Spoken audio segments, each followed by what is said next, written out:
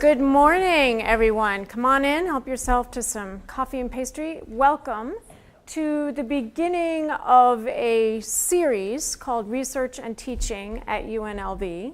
This series is provided to you by people from about 10 different offices on our campus who help provide instructional development services and faculty development services and student advising services, both to our on-site and online courses and everything in between that's blended.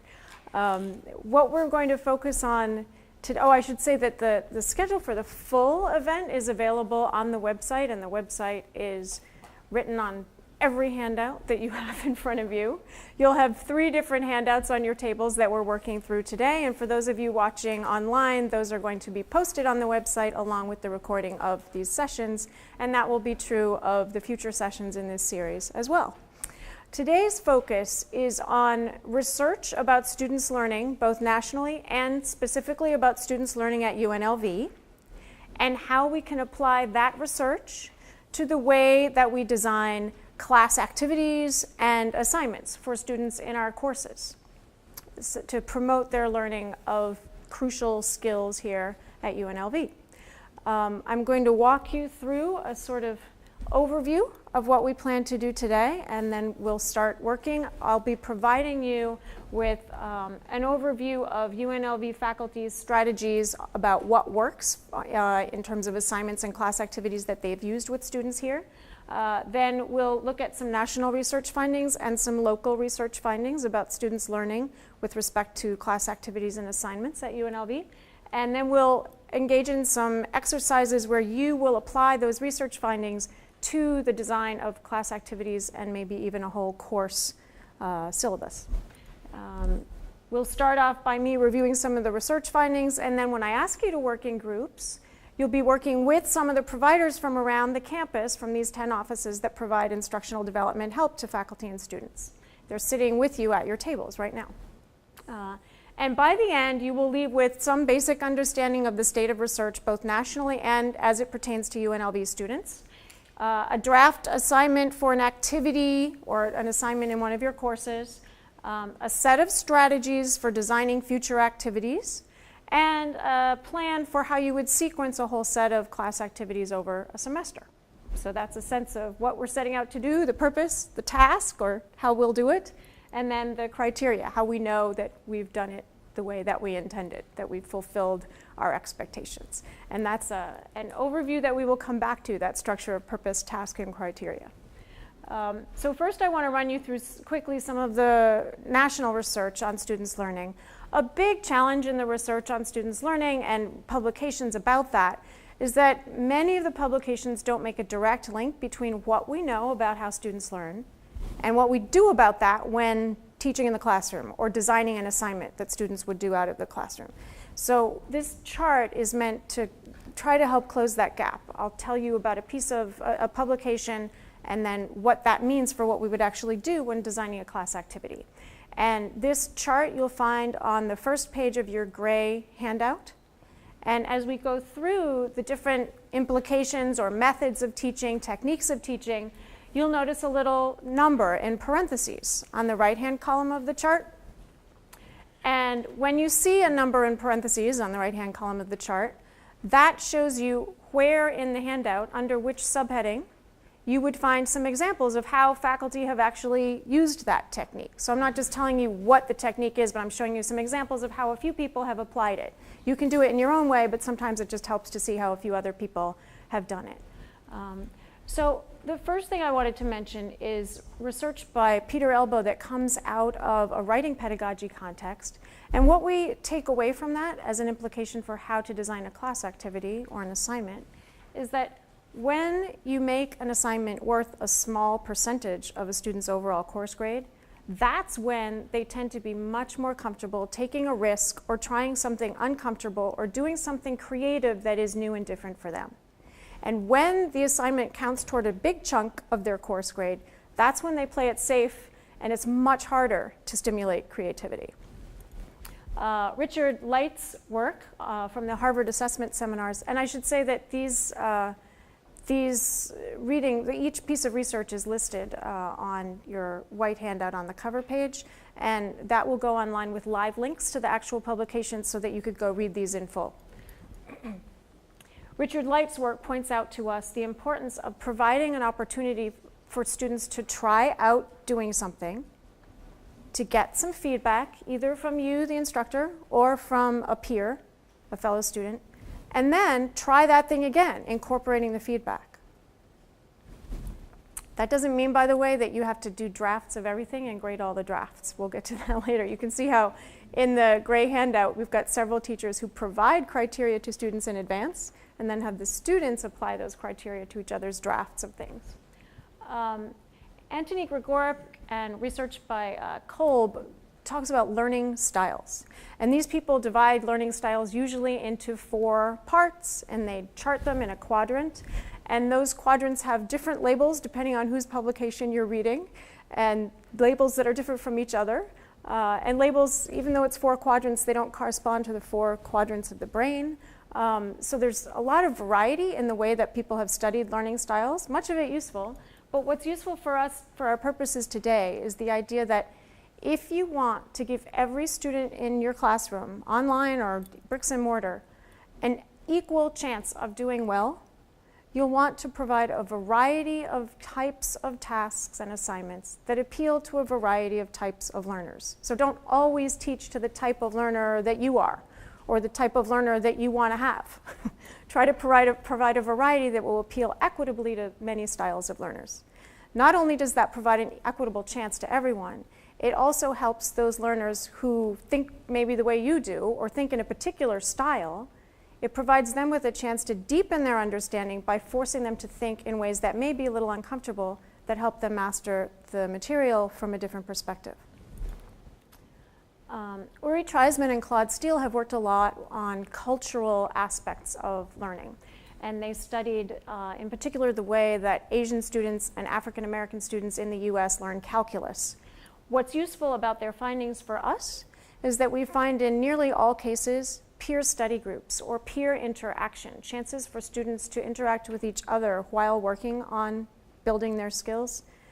That benefits all students, no matter what their ethnic background may be, no matter what their prior preparation may be. And in fact, it's really pedagogically productive to provide students all with a set of your criteria that you would give them, maybe a checklist or something. You have examples of those sorts of things in the gray handout.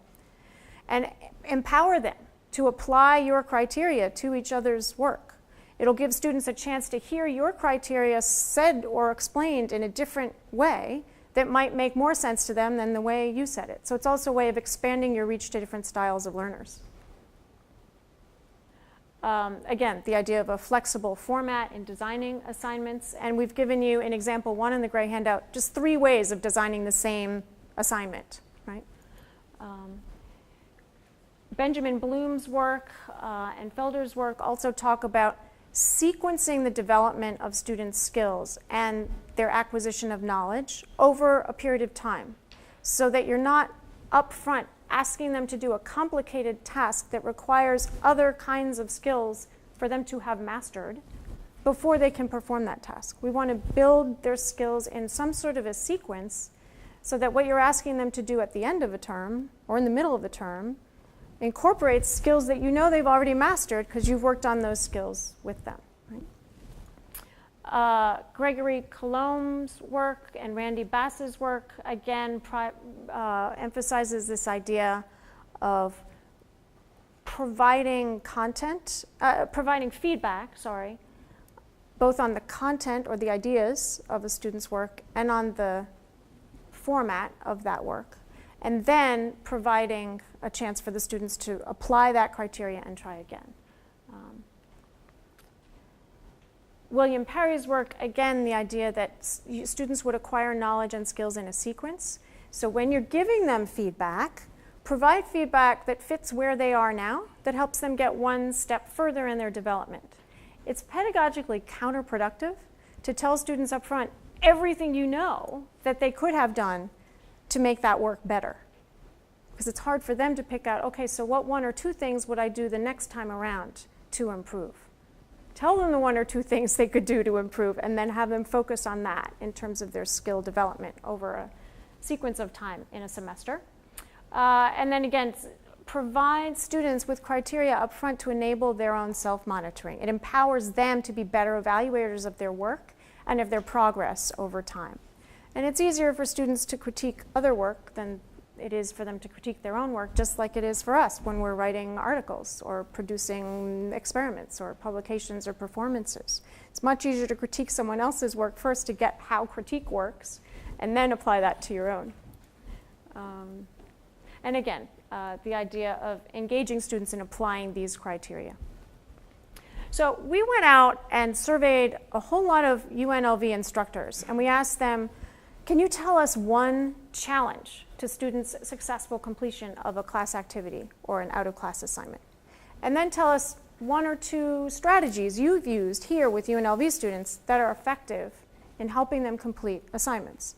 And not everyone who gave us a challenge also had a strategy that worked to address that challenge, but when you gathered all the challenges and all the strategies together, we were able to chart them like this in a way that matches them up. So you've got a little concise chart. I believe that's in your gray handout. Nope, I lied, it's in your white handout. The one called New Research Informs Teaching. I'll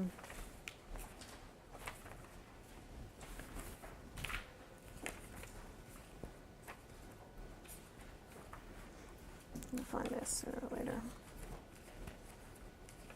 All right, I will have to label when those handouts go online to where exactly these different charts are so that you'll have a summary of them. Then we went and looked at UNLV students' learning. And what we know first off about students' progression at UNLV is that in the first year, we lose something like a fifth of the first year class. Roughly 700 some students don't come back for their second year of study. And we wanted to find out as much as we could about the students' perspective on why that happens. There are many factors that contribute to this, economic factors, social factors, but we wanted to ask them questions about their perspective of their learning that might shed light on how we could address this problem. A good reason to address this problem is that our current graduation rate doesn't qualify us to become a Tier 1 research university. So with all the work we're doing to enable that, we're well on our way, but one crucial piece is to raise our graduation rate. So we asked first year students and students in intro level courses, about 2,700, some of them responded, so it's a pretty large sample size. And we asked them, as a result of taking the course that they were in when we asked them the question, are you more or less confident about your ability to succeed in school? And are you more or less confident about your abilities to succeed in this course where you're answering this survey? And their confidence level is just barely above none. It's not moderate. On this particular chart, a moderate level would be 4, right? If 3 is the 0 level, they're not less confident, so that's good, but they're not even moderately more confident. And so then we asked some more questions about that. And we discovered that they don't have a particularly good understanding of what constitutes successful work in the course they're in when you ask them the question.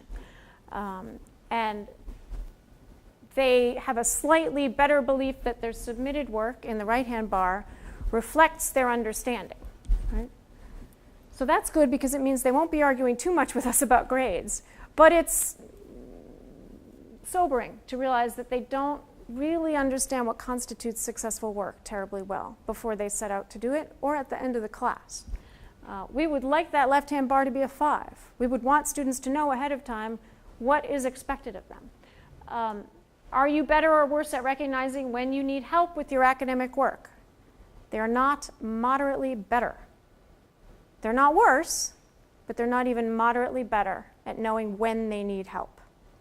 So that means they're going to find out too late that they need help. And that's a big challenge and a problem for us. We also asked the instructors of first-year courses, the first-year seminars, in a summit in May of last spring. We asked the teachers, what of all of our undergraduate learning outcomes, which ones are you emphasizing the most in your first-year seminars? And they said, above all, we emphasize communication skills. And then we ask the students, how much is this course helping you with aspects of your communication skills? And so on the left bar is writing, effectively. The middle bar is communicating in spoken statements, and the right-hand bar is teamwork or group collaborative work, collaborating effectively with others. And we see that the students don't feel they're getting an awful lot of help in those areas. But we know that the teachers are teaching those skills. So this means that we need to do a better job overall for our first-year students, and probably for all of our students, in explaining to them the value of what we're giving them when they're getting it.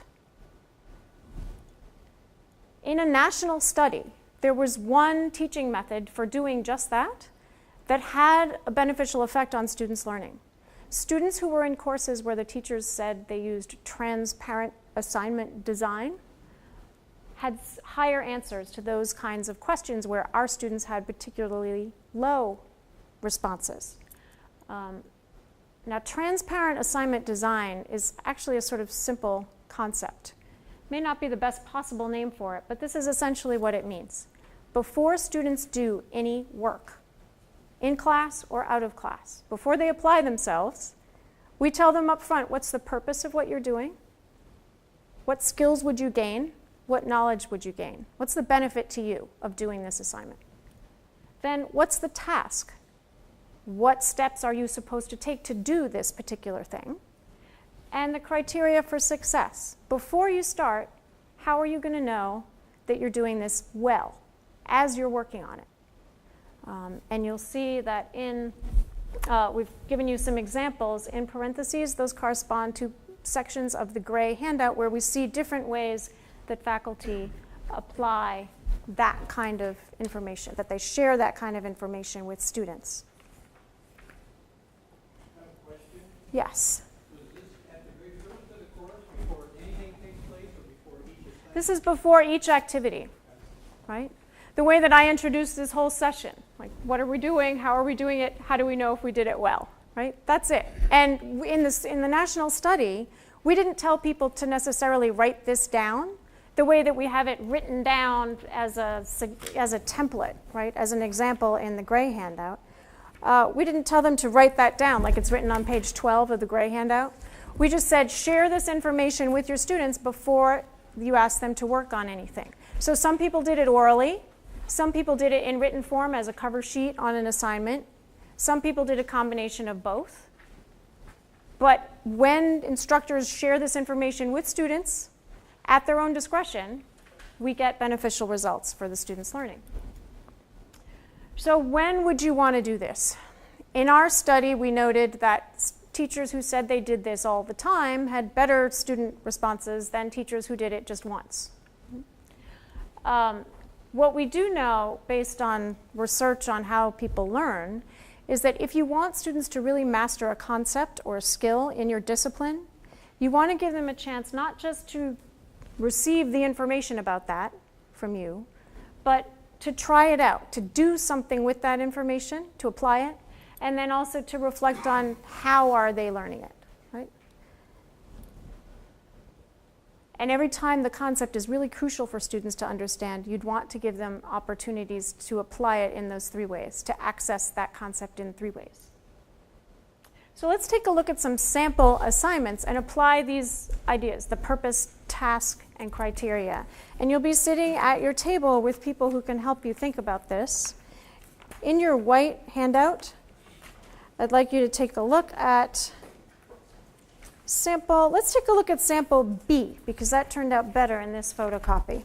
Sample B appears on page 5. So take a minute or 2 to look that over. And I'm going to ask you to identify the purpose of the assignment, the task, and the criteria for success.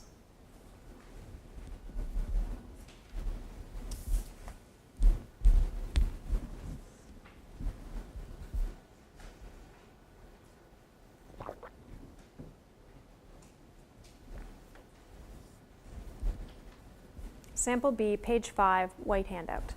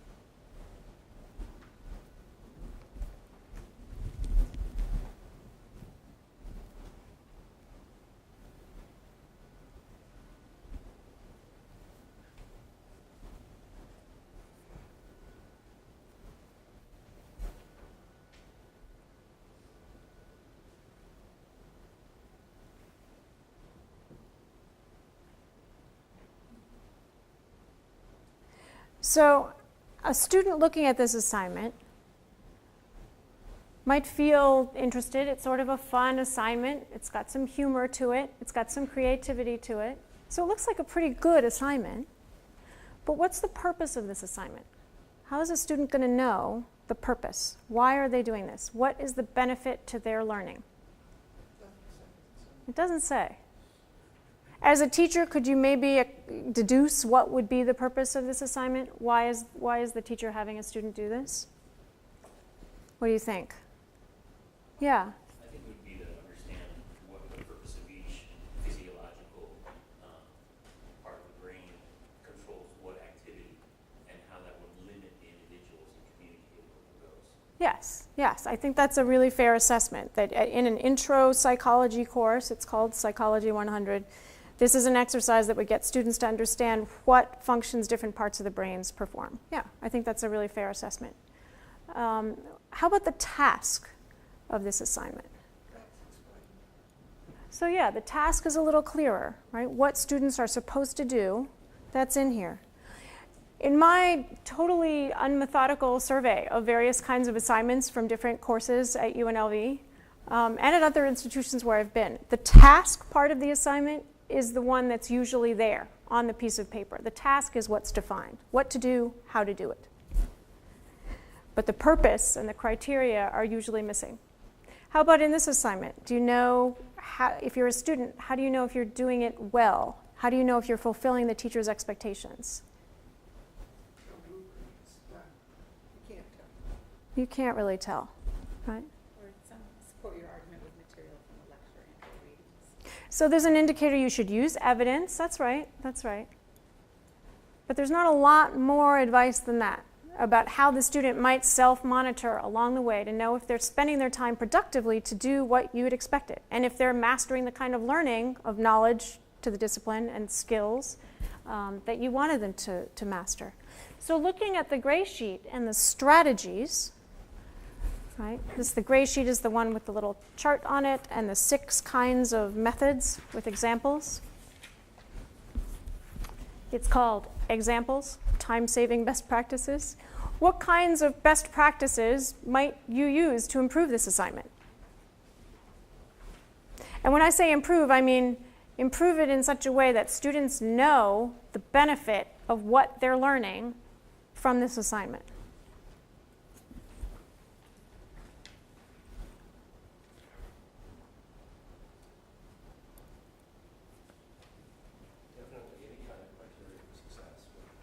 Adding any kind of criteria would be helpful. That would empower the students to monitor their own learning. What else could be done to improve this?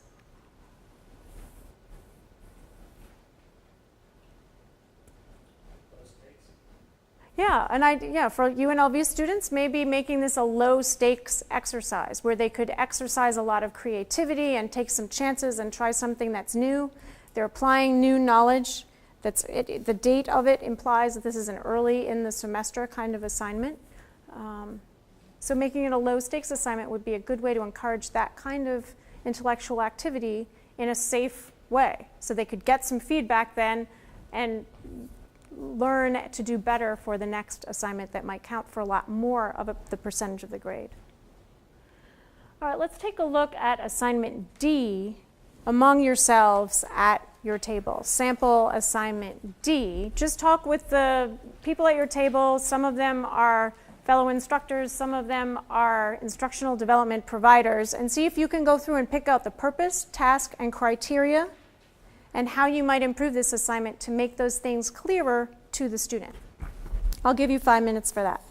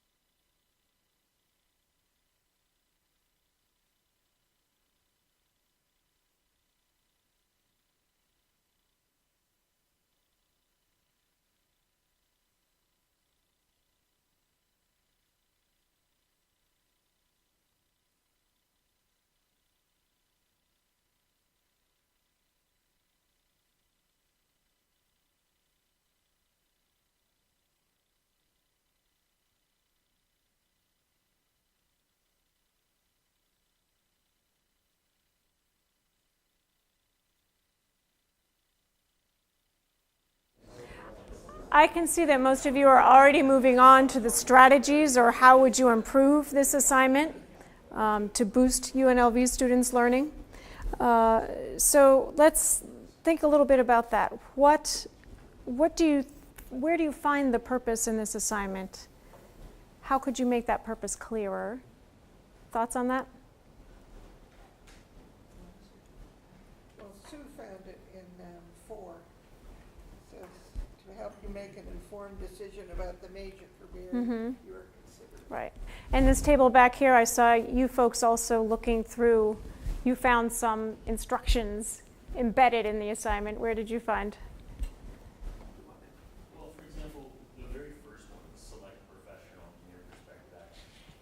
Just me being art, you being hotel, there's a difference because a student could always, grab an annual, see who the award winners are that year that has all their contact information in the back.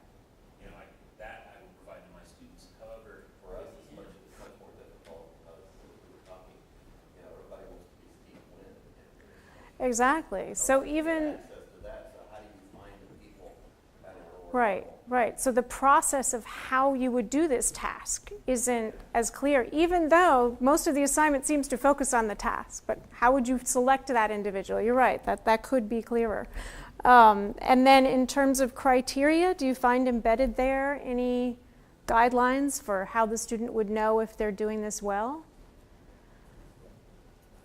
Not. I think you could do like a yes, I have that, no, I don't have that, but you can't really gauge whether it's well or not. Yes, like did you do this or did you not do this? You could figure that out, but the quality of how you did it isn't, that's not really explicated at all. So this assignment is an assignment that was actually used here at UNLV in the COLA 100 course. And on the very back of your examples handout, page 13 of the examples handout, you'll see the revised version of this assignment. So the original assignment is replicated here in the middle section of the revised one, the task piece. But there's a whole new purpose statement and a whole new criteria statement. And we're now exploring what difference is this going to make this semester when students do the revised version of this. In a trial run, students did slightly better with the revised version than they did on the original version. But we're looking for statistically significant differences, and so we're going to compare another semester to see how that works. But this is the basic idea of this is a way to upfront tell students purpose, task, criteria in such a way that they'll know the benefits to their learning and they'll know how to monitor if they achieve those benefits and how well they achieve them. Now I'd like you to take the yellow handout. This is the one that has a blank purpose, task, and criteria template called Transparent Assignment Template Blank. And I want you to think about an activity that you might do soon in a course you may be teaching this semester or next semester. And think about how you might describe that class activity, or if it's a written assignment, how you might describe that to students, clarifying the purpose, the task, and criteria in such a way that they would benefit, their learning would benefit, and they would know what they're supposed to be gaining, how to do it, and whether they're doing it well, whether they've gained that particular learning benefit to them. So just take about 5 minutes and jot down your thoughts about how you would clarify for students the purpose, task, and criteria of an activity or an assignment in your course. And work with the providers at your table when you get stuck with questions. Take about 5 minutes.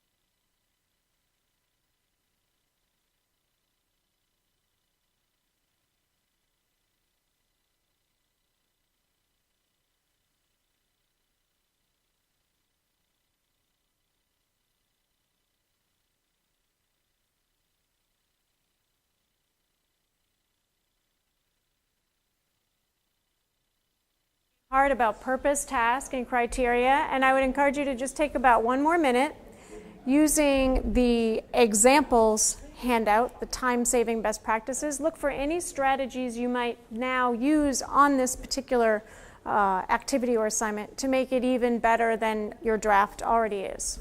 Take another minute to do that.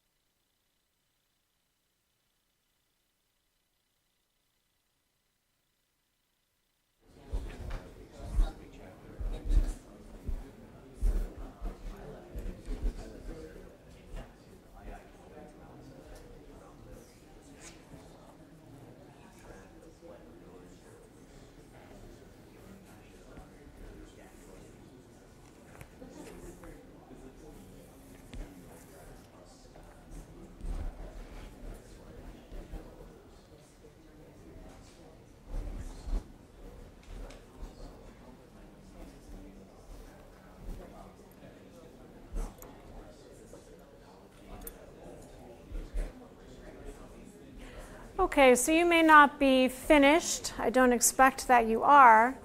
But what you have done is you've mastered the experience of thinking about designing a course activity or a course assignment in terms of clarifying the purpose, the task, and the criteria. You've got on page 12 of your examples time-saving best practices handout. You've got a copy of that template so that you can go back. This is the explicated version of the template on page 12 of the examples handout. And you can always refer back to that for your reference. And then you've got some jotted down notes on your own blank copy of that assignment, transparent assignment template. You've got your own notes that you could work from to finish crafting a class activity or a class exercise. So let's look at how we did. Using the message, modeling the message here, practicing what I preach. How did we do with our purpose? Well, we did an overview of UNLV faculty strategies that do inspire UNLV students' learning. We looked at some national research, and you now have an examples handout that summarizes what are some of the strategies that are implied by that research and what are some examples that you can see of how different faculty members have used those. And we've thought about, hard about the implications for assignment design. You've applied the research findings to your own design of an assignment or a class activity, and you can continue to do that. We reviewed those findings, you applied them, right? That's how we did it.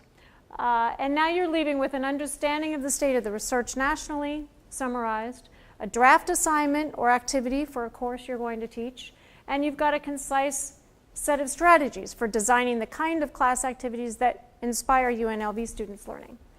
Now, the last thing we need to do, after we take a short break, we're going to come back and think about, now that we know how to do this in ways that are research-based that will promote UNLV students' learning, how do we sequence this over the period of an entire course? How would you put together a whole set of assignments or activities that would benefit UNLV students' learning so that they know what they're learning and how they're learning it and how well they're doing across an entire semester or an entire term with you? So let's take a 5-minute break, and when we come back, we'll focus on that whole semester-long sequence.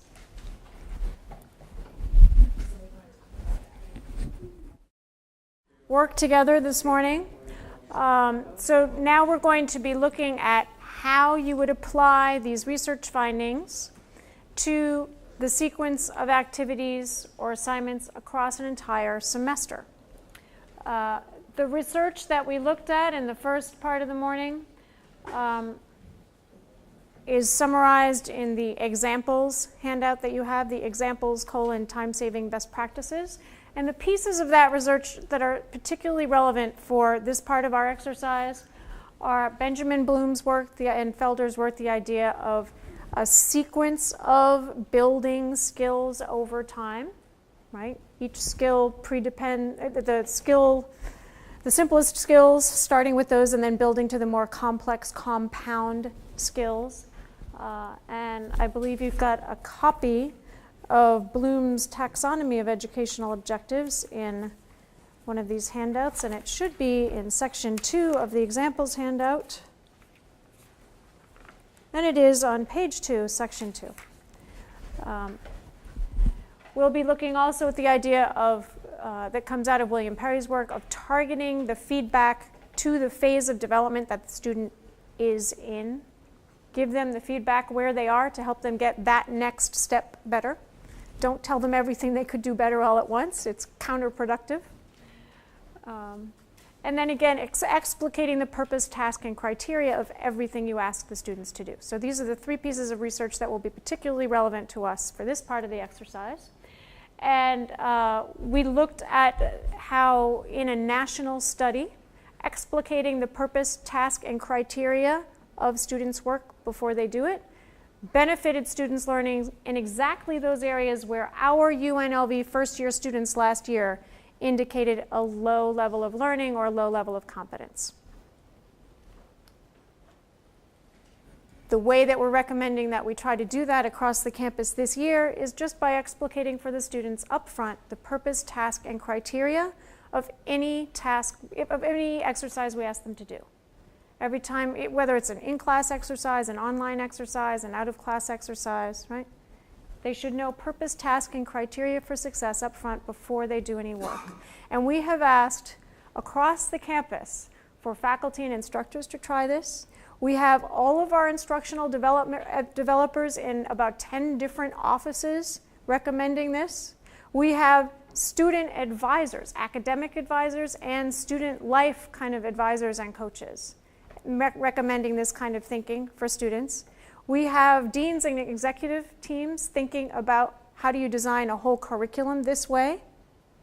We have at UNLV Creates right now, and also again this afternoon, we have the guest speaker who's talking to students, talking with them about the idea of purpose, task, and criteria. Students should look for these things up front. So we're trying as a concerted campus-wide effort to promote just these 3 words, purpose, task, criteria, across the campus this year to see what kind of difference it makes. And then we'll do the survey again, where I showed you earlier in the session. We'll do that survey again and see what kind of statistically significant difference it makes. And we'll look at students' GPAs and their retention and graduation rates and see what we can do for them over time. So we're going to use this purpose, task, criteria to outline our whole job right now. We're going to work on developing a sequence for course activities and assignments. We're going to do that by working with colleagues on that sequence. You'll be working from the yellow handout, this blank chart that says sequencing worksheet for course activities and assignments. We'll be working from that. And at the back of your New Research Informs Teaching at UNLV handout, you have a filled out or a partially filled out example of that chart, so you can see how I did that for a history course I'm teaching next semester for one of the activities. And then again on page 12 of your time-saving best practices, your examples handout, you've got the transparent template explicated. Now the reason that I like this particular chart here is that we've got a few different kinds of learning goals down on the left, and across the top on the right is sort of like a checklist of best practices. And if you can answer each question across the top of the sheet, you will be applying many of the best practices in our examples best practices handout. By the end of this, you will leave with a draft sequence for how to sequence these kinds of activities across a whole semester. That's our criterion for success. Now, we've talked about the idea that students need to practice and reflect upon any kind of crucial skill or knowledge you're sharing with them. How does it look in a whole course if you sequence a set of skill-building activities across a whole semester? Well, I asked a business course at University of Illinois when I was working there to do just that. And across the top of this chart, from left to right, they listed their learning goals for this course. Those learning goals come from the Bloom's taxonomy that you've seen, from the Association of American Colleges and Schools of Business, which is their particular accrediting agency for their college, and from the university's particular learning objectives and the college's particular learning objectives. That's why there are so many listed across the top of the chart. Down the left-hand side of the chart, we see a chronological sequence. These are the class meetings from top to bottom. And you notice that what's happening is they're building the simplest skills first in the early part of the semester. Anywhere there's a mark on the chart, a plus, that is a class meeting in which they are helping students master a particular skill. And you can see that the sequence is they're working from simplest skills to most complex skills over the course of a semester. Now that looks really daunting. So I'm going to try to simplify this process for our purposes this morning. And the way we're going to do that is I'm going to ask you to do an exercise in which you will sit with the experts and colleagues at your table, and you will think about 3 years after students have taken your course, what knowledge should really be sticking with them. So if this is a first-year student in your course, think about at graduation, what stuck with them from your course? What knowledge, what essential knowledge should they have, and what discipline-based skills from your course should stick with them years later upon graduation? Why am I asking you to do that? Why am I asking you to do this assignment? Does this look familiar? The purpose of this is to identify that knowledge and the skills for your course. And it's also for you to experience viscerally this kind of group activity that you might inflict upon or invite your students to do. Think about which aspects of it you'd want to replicate for them and which aspects are uncomfortable that you'd want to change or eliminate for them. The way we're going to do this is I'm going to have you spend 5 minutes answering a couple of questions that I'll show you in a second. And then we'll make a list of skills. And that list is part of our criteria because we're going to be using that list later to build upon as part of our sequencing exercise for you to use for the whole semester. So right now I'd like you to take 5 minutes at your tables. You can pair up or do this as a whole table group as you wish. Take 5 minutes to just jot down the crucial pieces of knowledge and the crucial skills that should stick with your students 3 years later, when they're graduating or after they've graduated. What should the crucial knowledge and skills be that stick with them because they took your course? Michael, did you have a question? Yes, should we do this individually? Each of us have 4.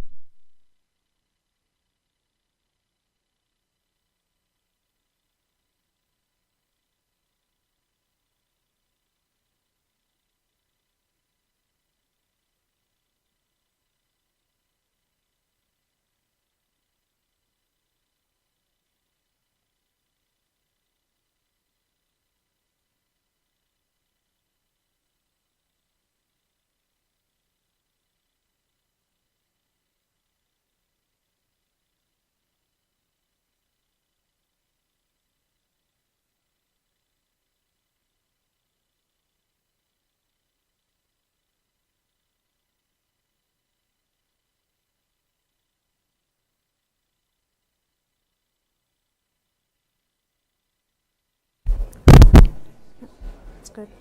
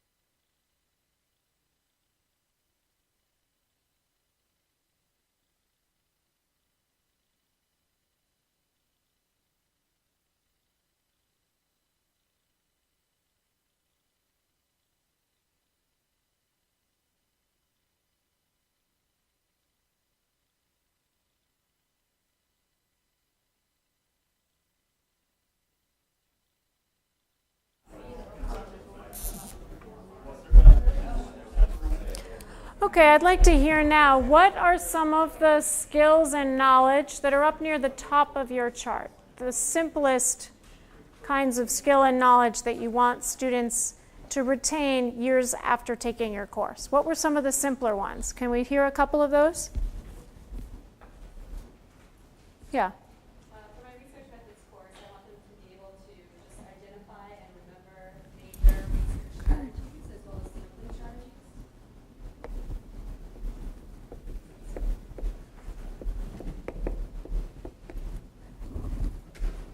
Great. What other kinds of simple skills and content knowledge did you have near the top of your list? Yeah. Major ideas. Knowledge, yeah. Good. How about more in the middle of your list? What kinds of skills and content knowledge appeared in the middle of your lists? The slightly more complicated ones, if you think about that. We're trying to put these lists in some sort of order right now. I would say apply, so it's the go out and do.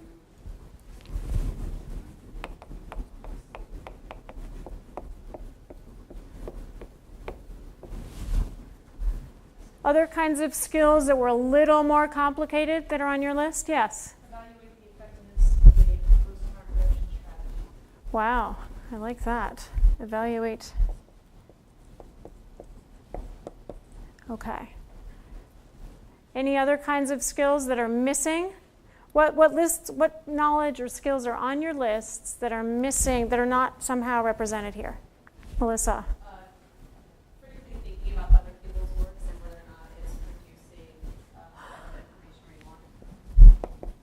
Mm-hmm.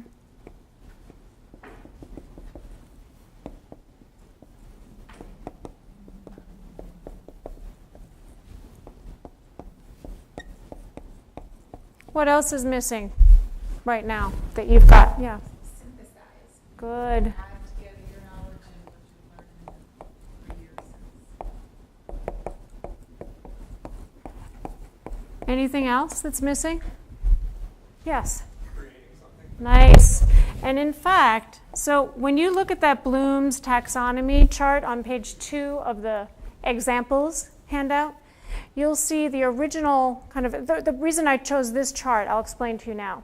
So this chart misses a final phase called create or contribute new knowledge to your discipline that Bloom's disciples added when they restudied and revised his work.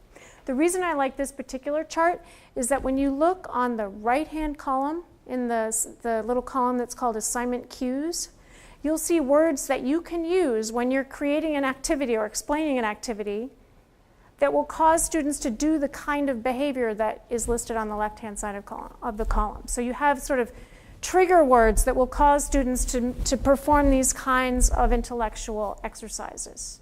That's why I used that particular version of the chart, because it sort of saves time.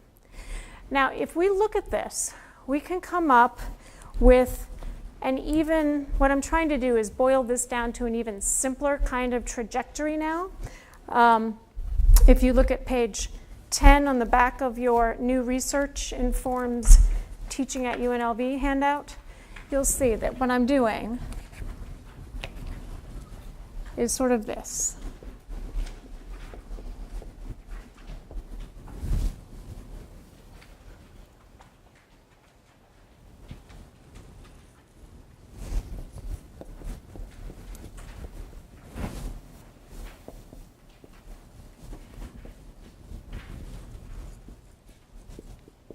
Any of the crucial knowledge and skills that you want to stick with your students from your course, you could think about in terms of these 4 phases: the knowledge phase, the application phase, the evaluation phase. And if it's an upper level course, you will want them engaging in that create an original contribution phase.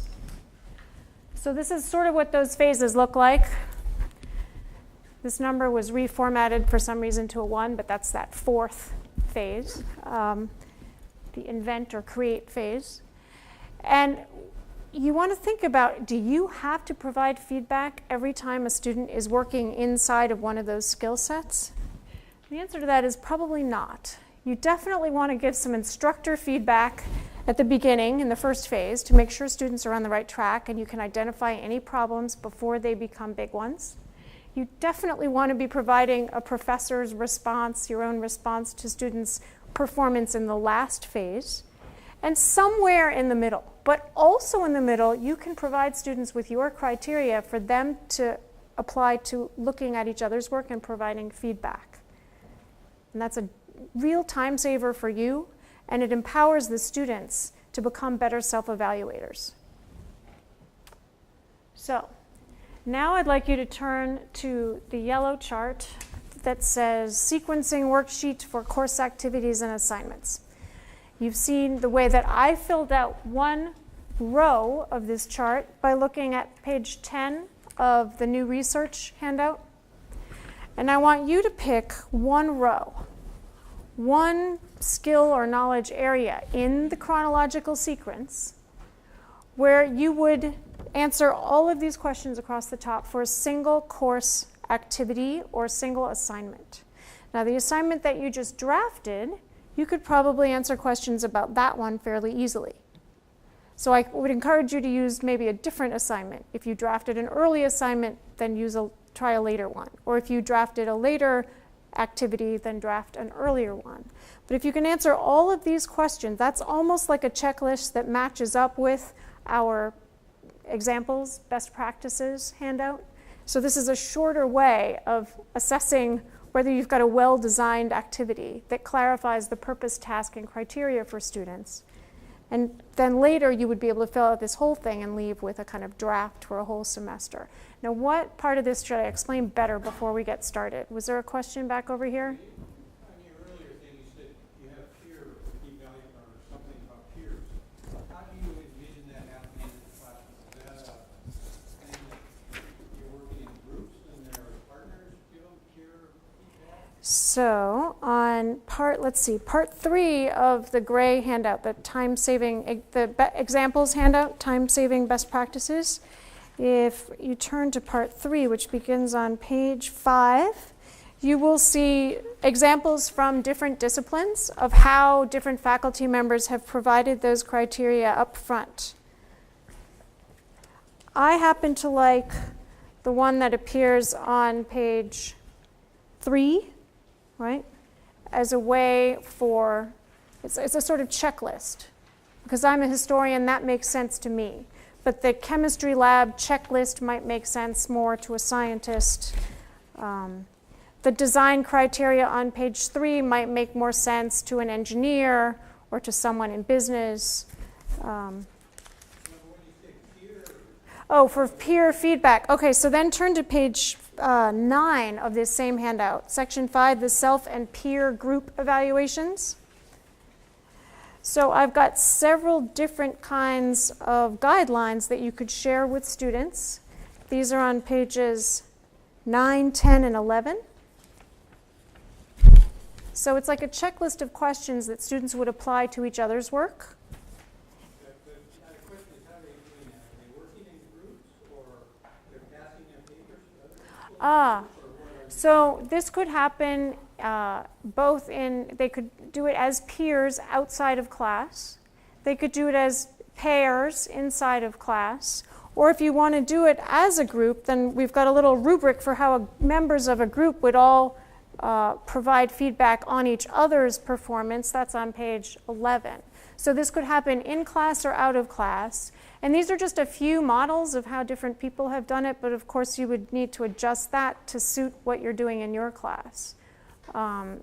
I could share with you, if you like, some interesting videotapes of Eric Mazur and how he does that in a physics class to get students to pair up. And then he shows the difference of their understanding before they communicated in pairs, which was a lower level of understanding, and then after they worked in pairs, their understanding was better. I appreciate that, but it's hard to get them together sometimes unless you really have something that forces them. Yeah. You would need to structure some sort of activity, clarifying, of course, the purpose, task, and criteria of that activity in order to set them up with enough information to do a good job of providing peer feedback. Yes? Could I just throw an example? I teach drawing, okay? So after a major project, we'll display everything as if they were in an art gallery. And if everyone critiques everyone else's work after the student presents their own work, Right. and says how they struggled, what they think is good about it, what they think is bad about it. And in the what they discipline think is of the fine arts, there's a whole procedure for critiquing, and there's a procedure for critiquing in architecture, right? And there may be different discipline kinds of standards, discipline-specific standards that you would use for this sort of an exercise, yeah. Yeah, I teach in fine arts too, in film, and film is a collaborative. Yeah. So I break up in my historical survey of screen acting, for instance, everybody's job has an effect on acting in film. So I put a writer, a writing student, a directing student, a producing student. I put them together to evaluate a particular film from their own focuses, and the other ones get to critique, like the director on the direction, the writer. That's terrific. So that each person in the peer feedback group has a particular role that in this case parallels what their roles would be in that discipline, in that industry. So that, You yeah. have to do that. Right. It's, fine arts is a collaborative thing. Absolutely. And the key to the whole thing is narrative story. We don't like things to stop in the middle of it just because it's a pretty song and put Great. parentheses on it because it's not moving the Right. story. So you would structure the groups according to the kinds of roles people would have in your discipline, in practice, in the real world. Of course, making the purpose of this and the task, or how they do it, and the criteria, do they know if they're doing it well, clear to them up front. And depending on your discipline, there would be very different ways of arranging those groups. But for now, let's take about 5 minutes to see if you can, for one class activity, fill out an entire row of this chart, so that you will have had the experience of going through this kind of checklist across the top that will tie you back to the research-based practices, so you're sure that you would know how to do this on your own later. And consult the experts at your tables, and I'll wander too if there are any questions. Take about 5 minutes.